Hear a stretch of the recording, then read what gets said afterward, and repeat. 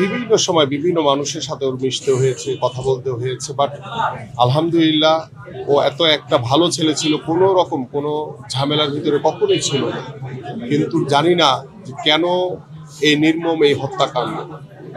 এবং আমি দৃঢ়ভাবে আশা করি যে আমাদের প্রশাসন এবং আমাদের যারা কর্তব্যরত যারা রয়েছেন, এই নির্মম হত্যাকাণ্ডের বিচার আমরা সবাই চাই।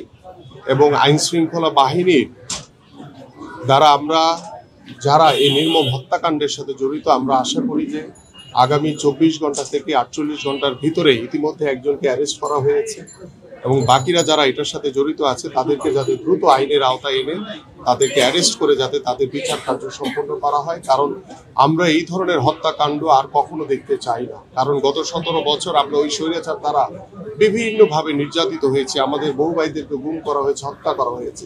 আজকে যখন দেশের পরিস্থিতি আমরা একটি গণতন্ত্রের পথে যাচ্ছি, সেই গণতন্ত্রকে বিঘ্ন ঘটানোর জন্য আজকে একটি কুচক্রী মহল এই ধরনের নির্মম যে হত্যাকাণ্ড ঘটিয়েছে, আমরা এটার তীব্র নিন্দা জানাই।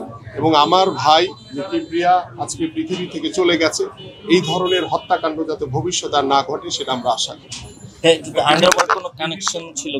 আমরা রাজনৈতিক কোনো না, আমাদের এখানে আল্লাহর রহমতে কোনো রাজনৈতিক কোনো প্রতিপক্ষ ছিল না।